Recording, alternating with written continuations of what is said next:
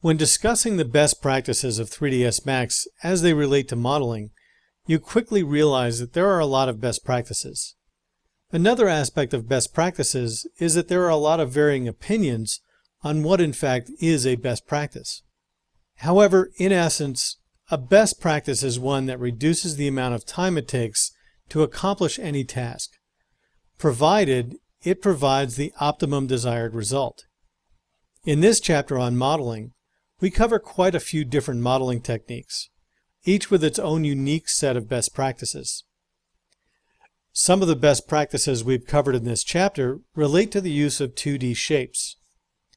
Two-dimensional shapes are used in 3ds Max for a variety of purposes that include modeling, texturing, and animation. When working with two-dimensional shapes, one way to use them as efficiently as possible is to use a single spline in order to create an outline object. This simplifies drawing a complete outline by allowing you to offset a single spline and create a complete closed spline object. Once you have a complete closed spline object, it can be used for a variety of purposes.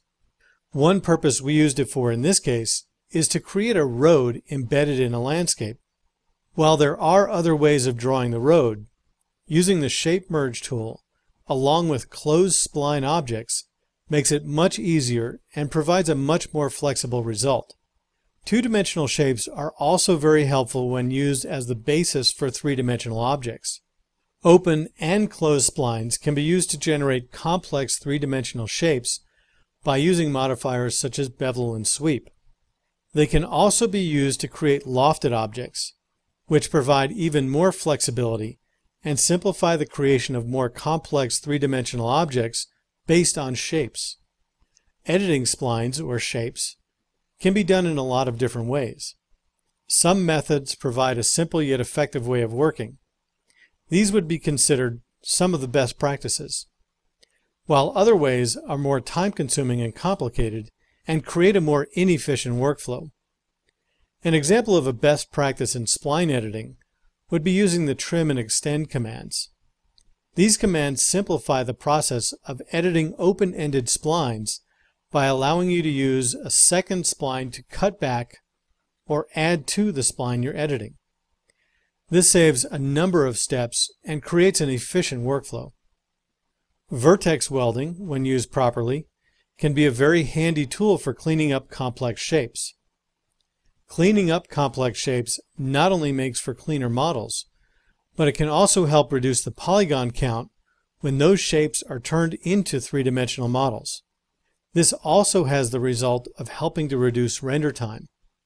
Using vertex fillet when editing splines may seem like a simplified idea for best practice.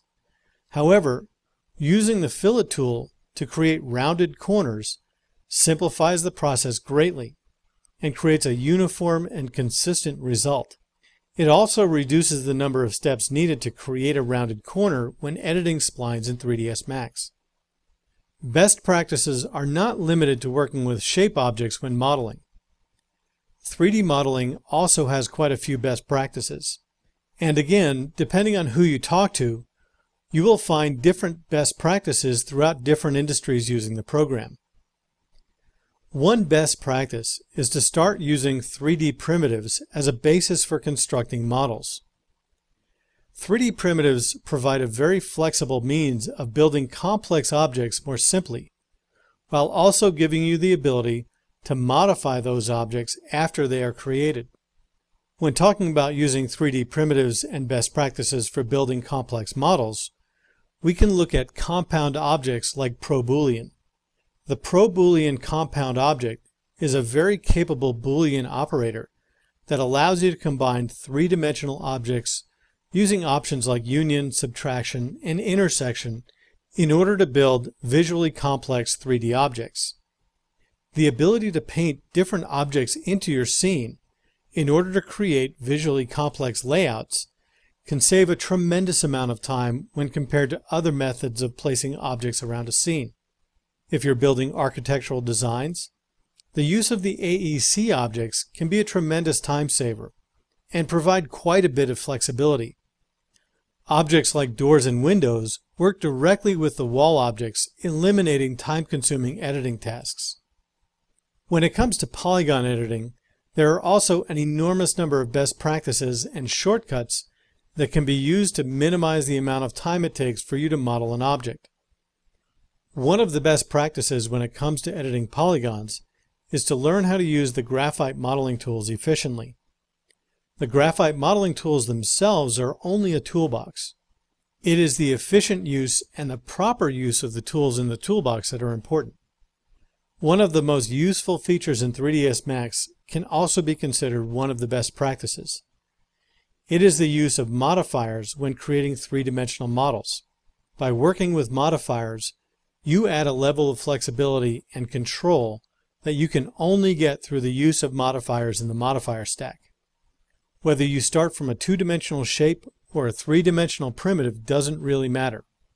Using modifiers can save time and makes for a very efficient workflow.